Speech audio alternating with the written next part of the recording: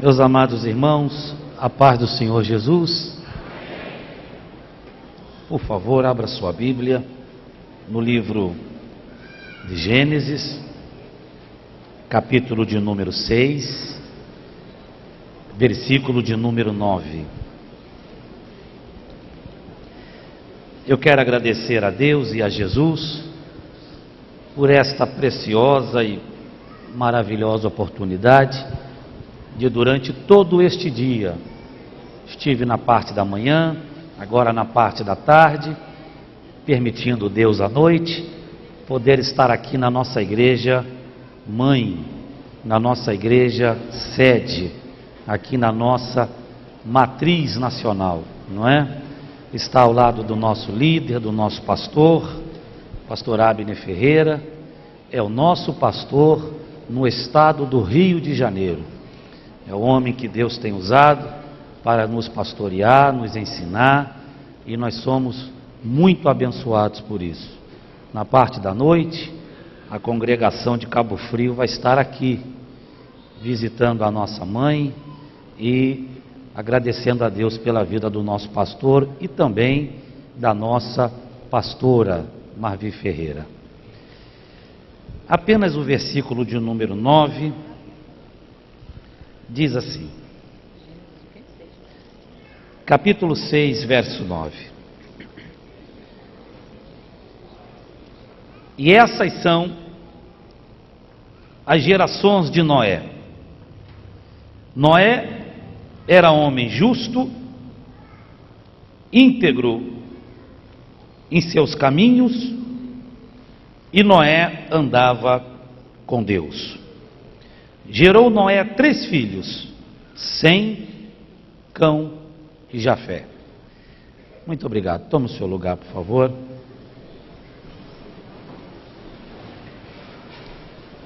Eu quero, se me permite, senhor presidente, pastor Elias, da congregação de Muzema, eu tinha os meus 17 anos, 18 anos de idade. Eu saía daqui do bairro de Vigário Geral, onde morei muito tempo, de ônibus, e eu ia para a Cidade de Deus, a congregação da Cidade de Deus, que na época pastoreada pelo o saudoso pastor Jorge. E ali, eu não lembro o dia da semana, havia um trabalho de oração lá, que era o dia inteiro, trabalho de oração, que era dirigido por uma mulher de Deus, e o pastor Jorge, sempre presente ali, e o pastor Elias, ele estava ali, sempre trabalhando, apoiando o pastor Jorge. Eu me lembro que o templo estava em obra, não é? E o pastor Elias, sempre muito apaixonado pela obra de Deus. Deus abençoe, pastor Elias, prazer em ver o senhor, tá? E essas são as gerações de Noé. Noé era homem justo, íntegro em seus caminhos, e Noé andava com Deus. E gerou Noé 3 filhos, Sem, Cão e Jafé. Só para você compreender como se divide os tempos, desde Adão até os dias de hoje, de Adão até o capítulo 6 de Gênesis, que fala sobre a vida de Noé, fala de um período de tempo de 12.000 anos. De Noé até o Senhor Jesus, são mais 2.000 anos. E de Jesus até eu e você, 2016 anos. Aqui no capítulo 6, do verso 9, quando Deus falou com Noé, ele estava entre 450 a 500 anos. Noé viveu 950 anos. Foi filho de Lameque, neto de Matusalém e bisneto de Enoque. Quando Deus falou com Noé, no verso 3 do capítulo 6, não contenderá mais o meu espírito com o homem, porque ele é carnal, Noé estava com 500 anos, 450 anos. Deus disse para ele: constrói para mim uma arca, e esse tempo será o tempo de 120 anos. E Noé começou a construção de uma arca que levou 120 anos para ser construída. No final dos 120 anos, como não houve-se arrependimento da mensagem que Noé estava pregando, Deus chama Noé e diz: entra na arca tu e a tua família. Entrou Noé, sua esposa, seus 3 filhos e as suas noras. Noé permaneceu dentro da arca por mais ou menos 150 dias. Foram 40 dias e 40 noites de chuva muito forte, e 110 a 120 dias até as águas começarem a baixar. Baixou-se as águas e Noé sai da arca com a sua família. Em todo o Velho Testamento, há apenas 2 homens que Deus deu testemunho pessoal e neles Deus confiou. Um foi Noé, que Deus disse: homem justo, temente e anda nos meus caminhos. E o segundo foi o Jó: visto meu servo Jó, homem íntegro, justo e temente a mim. Se você parar para observar, e foi exatamente isso que me chamou a atenção, a primeira e a segunda frase do verso 9, e essas são as gerações de Noé. Só que logo depois, o autor aqui, ele fala de 3 atributos de Noé. Noé era homem justo, íntegro e andava com Deus. Após o autor falar, e essas são as gerações de Noé, Sem, Cão e Jafé, ele não fala dos filhos, ele fala dos atributos de Noé. Ele fala de 3 qualidades que Noé tinha. Foi pai de 3 filhos, pai de Cão, que dele se originou os cananeus. Cão foi o filho que trouxe tristeza ao coração do pai, quando zombou do pai, após o pai ter tomado muito vinho, e o pai andou no meio do povo sem a roupa, e ali ele começou a rir do pai, zombar do pai, e os seus 2 irmãos, quando viram aquela cena, pegaram o pai, guardaram ele na tenda, o colocaram para dormir, e quando o pai acordou, o Sem e o Jafé contou para o pai, diz: pai, o senhor tomou muito vinho, ficou seminu, fez vergonha, e o nosso irmão Cão zombou do senhor. O pai Noé manda chamar o Cão. Quando o Cão entra, ele estende a mão e diz: maldito seja tu, Cão, e toda a tua descendência. Dele saiu também o Jafé, que é onde se originou lá hoje o leste europeu, aquele povo da Rússia, da Polônia, tudo se originou de Jafé. E também foi pai de Sem, que é os chamados semitas, da onde se originou Terá, Abraão, Isaac, Jacó, José, porque Abraão, ele foi semita. Mas essas são as gerações de Noé. Homem justo.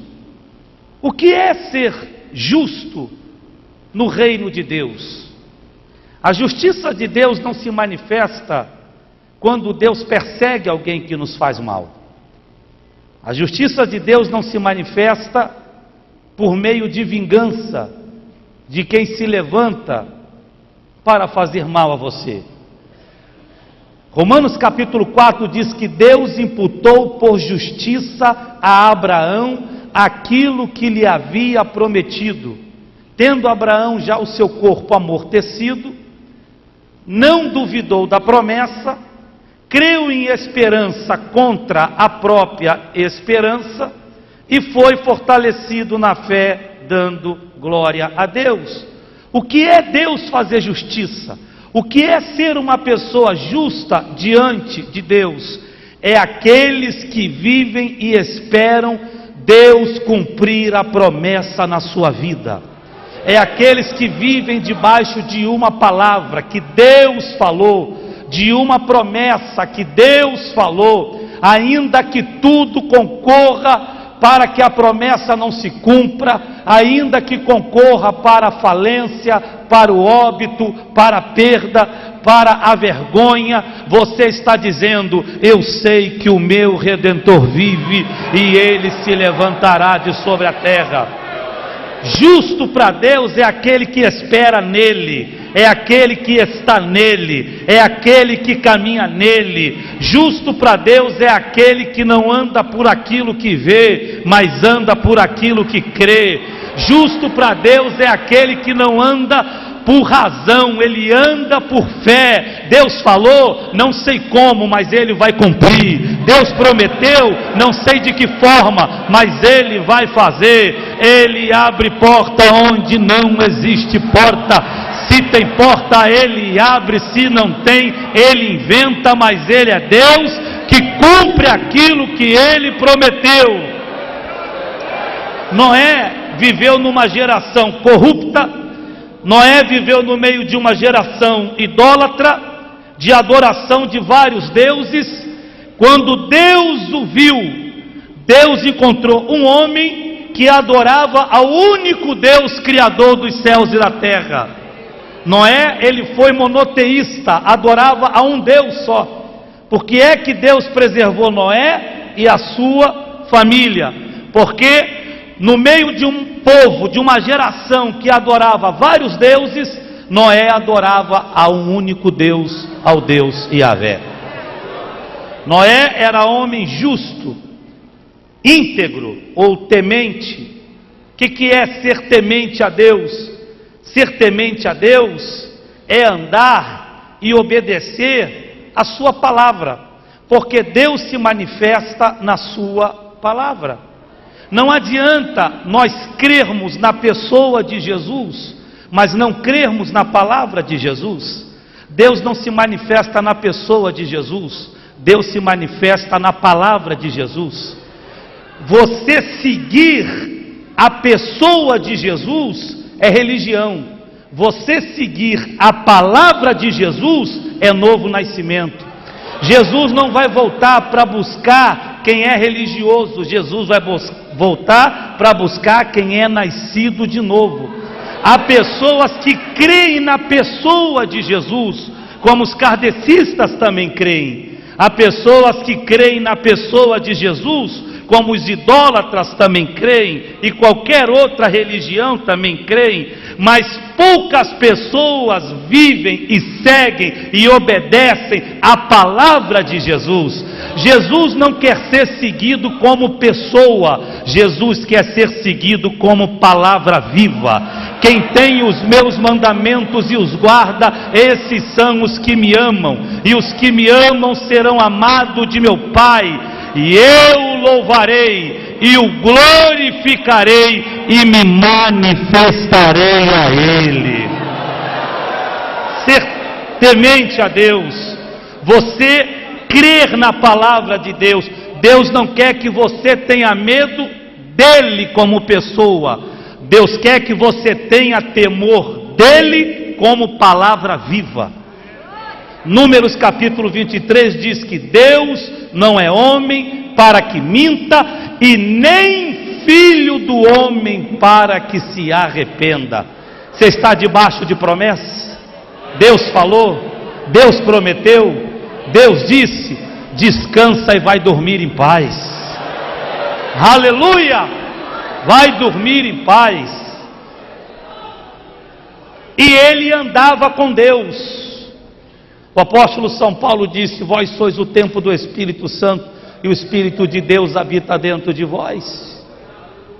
São João capítulo 14, verso 16: e eu rogarei ao Pai, e Ele vos dará um outro Consolador, o Espírito Santo da verdade, que o mundo lá fora não conhece, mas vós aqui dentro conheceis, porque Ele habita em vós.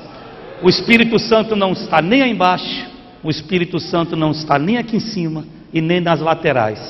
O Espírito Santo está dentro de cada cristão. Você já sentiu Ele nesta manhã, no momento da ceia? Você já está sentindo Ele aqui nesta tarde? Por gentileza, levante suas duas mãos por alguns segundos. Só quem já o sentiu, glorifique a Deus, glorifique a Jesus. O Espírito Santo está dentro de você. Quando você chega, Ele chega. Quando você sai, Ele sai. Aonde você entra, Ele entra. Quando você põe a sua mão, Ele coloca a dele. Quando você põe os seus pés, Ele coloca os pés dele. Porque Ele vai aonde a igreja está. Ele fica onde a igreja está. É Ele que trabalha consolando, confortando, edificando, revelando a igreja para a missão da evangelização. E por que é que quanto mais a gente glorifica a Deus, mais nós temos vontade de glorificar? Porque a principal função do Espírito Santo aqui na terra é glorificar a Deus com a igreja. Se a principal função do Espírito Santo na terra é glorificar a Deus com a igreja, o que eu entendo? Quando eu dou glória aqui de fora, Ele dá glória aqui de dentro. Aleluia!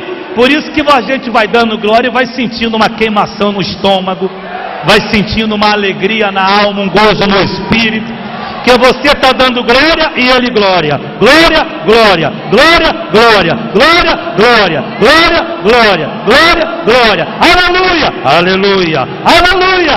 Aleluia! Espírito Santo está glorificando a Deus dentro de você.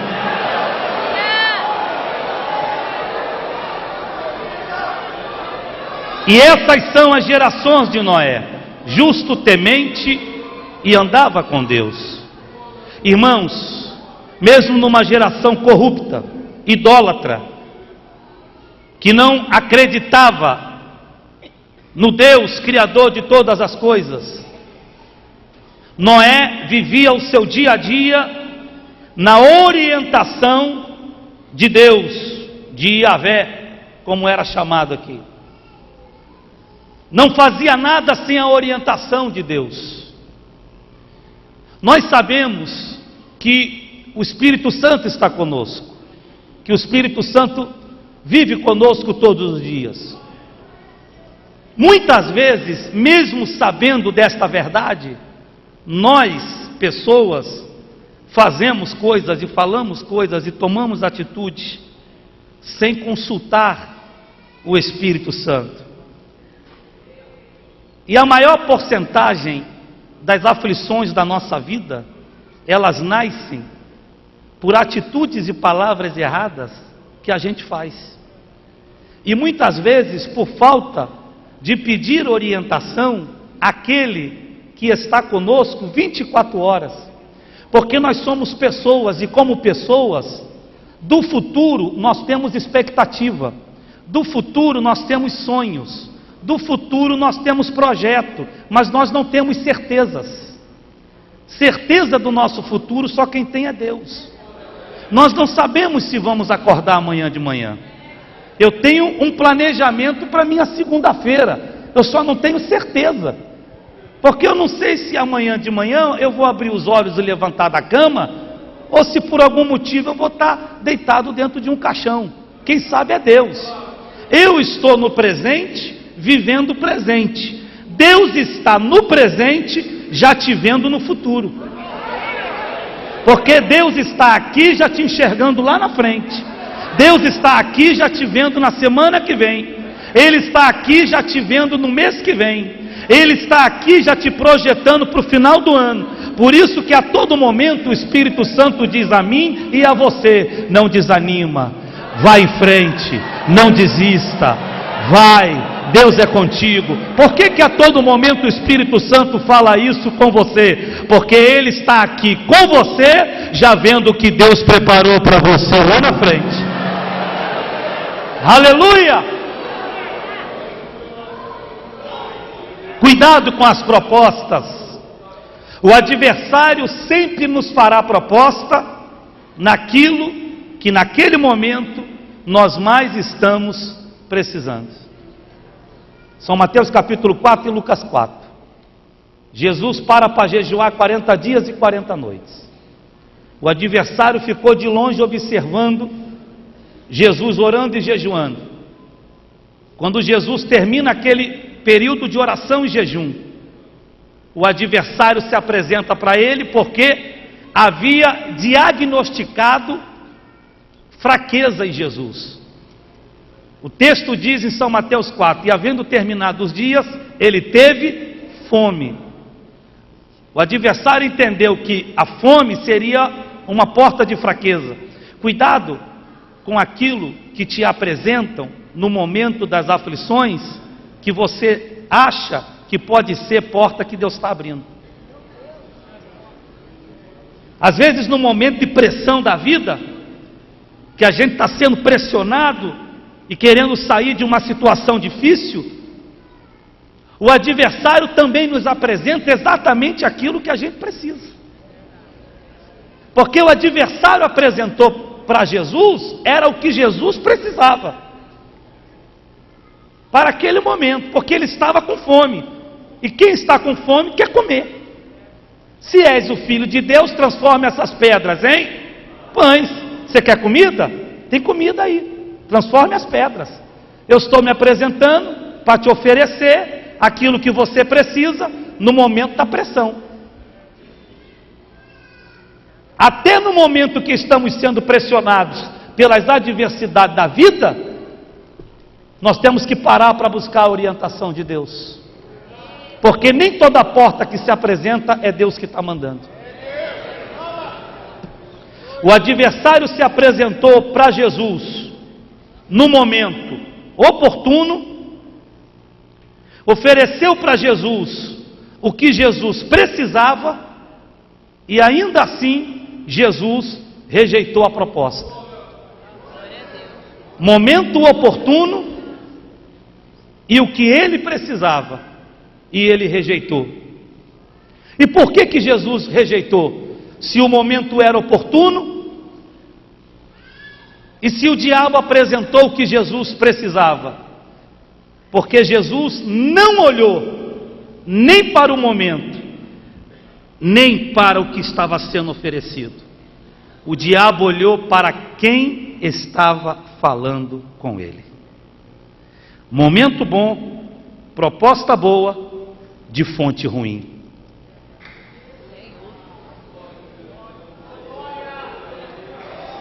Mais importante do que o momento, mais importante do que a proposta, é com quem está parando para negociar com você. Não se tira água boa de fonte ruim. Aleluia, aleluia, aleluia, aleluia, aleluia, aleluia, aleluia, aleluia. Mesmo no momento das pressões da vida, quando pessoas te procuram, te alcançam, te acham, para te fazer proposta, em momentos que você precisa receber, olhe para quem está te procurando. Quem é a pessoa? Quem é você? Deixa eu saber a tua história, porque o momento é bom, a proposta é boa, mas de você não sai nada bom. E eu sei que por melhor que seja o momento, e por melhor que seja a proposta, só por estar vindo de você, isso aqui vai dar errado.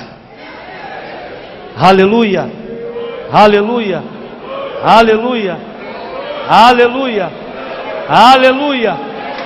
Cuidado com os momentos da pressão da vida. Porta que Deus abre, ninguém fecha. Porta que Deus abre, ninguém fecha. E porta que Deus fecha, ninguém abre. No momento das aflições da vida, Deus não vai deixar faltar portas abertas para socorrer você e te livrar dos momentos difíceis da vida.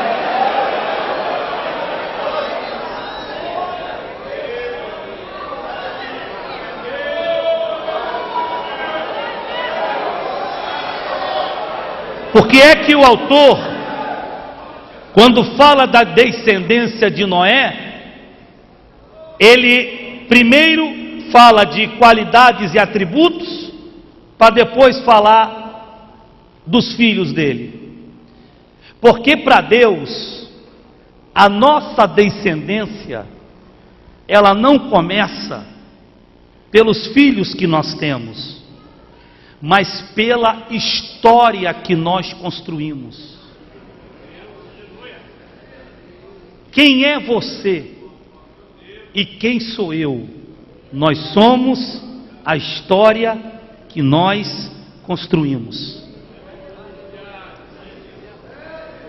Quer conhecer Noé? Não olhe para os filhos. Primeiro, olhe para a história dele até o dia de hoje. A história diz quem você é. A história é o maior testemunho que você tem da sua própria vida. Aleluia! Aleluia! Não se mede a qualidade de um pai por um filho que deu certo ou por um filho que não deu tão certo, ou por um filho que trouxe um desgosto para ele, porque isso é normal. Até Noé teve um filho que deu desgosto para ele. Se mede a qualidade de um pai pela história e pelo exemplo que ele deixou. Aleluia! Aleluia! Aleluia! Aleluia! Aleluia! Porque é que Deus não vai deixar a porta fechada para você? Porque Deus conhece a tua história. Porque é que Deus não vai deixar esta obra parar? Porque Deus conhece a tua história. Porque é que Deus, no momento de crise e dificuldade, continuará fazendo o trabalho que Ele confiou em tuas mãos crescer? Porque Ele conhece a tua história. É a tua história que diz quem você é. É a tua história que testemunha da sua vida. É a tua história de vida que diz tudo aquilo que você plantou e aquilo que você construiu até os dias de hoje. Levante as suas mãos e glorifique a Deus. Adore a Deus. Adore ao Senhor Jesus. Aleluia. Aleluia.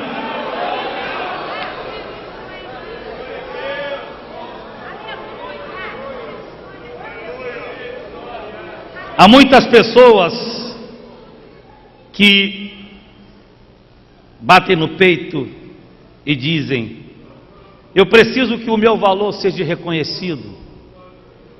Ninguém reconhece o meu valor.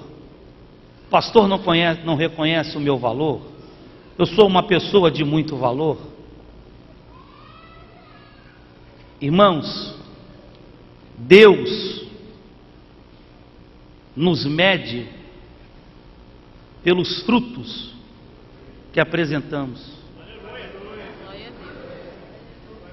Sabe qual é o meu tamanho? O meu tamanho é o tamanho da história que eu tenho até esse presente momento. E sabe qual é o meu valor? O meu valor é o valor daquilo que eu produzo para o reino de Deus. Quem é você? Você é a sua história. Quanto é que você vale? Você vale aquilo que você produz para o reino de Deus e para as pessoas. João Batista pregava e repetia isso por muitas vezes: o machado está posto à raiz da árvore, e a árvore que não der fruto será cortada e lançada no fogo. Lucas 19, Jesus Cristo passa pela cidade entrando em Jericó e avista a figueira bonita, a figueira linda e aparentemente frutos apetitosos. E quando ele se aproximou da figueira, ela não tinha fruto para oferecer, e Jesus Cristo amaldiçoou aquela figueira. 24 horas depois ele volta pelo mesmo caminho e ela já estava seca e estava morta. Os discípulos questionaram e perguntaram: ontem o Senhor orou e amaldiçoou, e hoje ela já está morta. E Jesus Cristo disse, São Mateus 21, 21: se tiveres fé e não duvidares, pedireis tudo quanto quiserdes e vos será feito, e tudo que pedires em oração crendo, recebereis. Quer ser visto? Produza. Quer ser valorizado? Produza. Quer receber uma cura divina? Faz Deus entender que quando tiver saúde você vai produzir para o reino dele. Levante as mãos bem alto e glorifique a Deus. Aleluia, aleluia.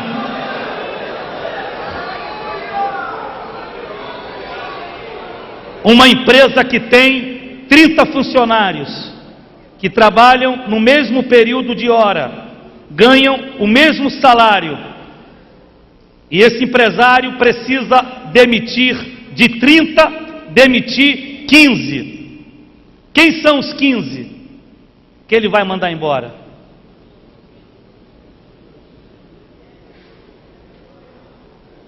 Reino de Deus é a mesma coisa.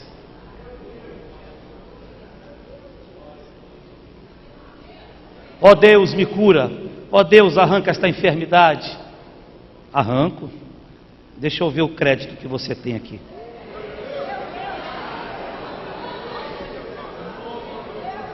Deixa eu ver o que você já fez para mim, para eu entender o que você ainda vai fazer. Que o meu prazer é te trazer para o céu, que eu tenho prazer na morte do justo.